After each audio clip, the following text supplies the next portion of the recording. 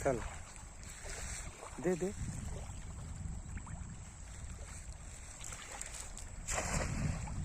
মরিছে এবার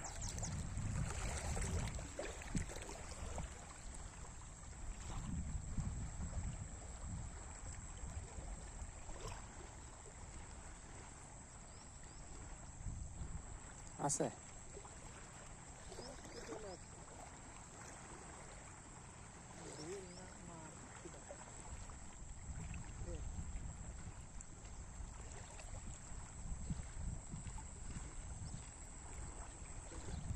বলতেছে তো হাওয়া না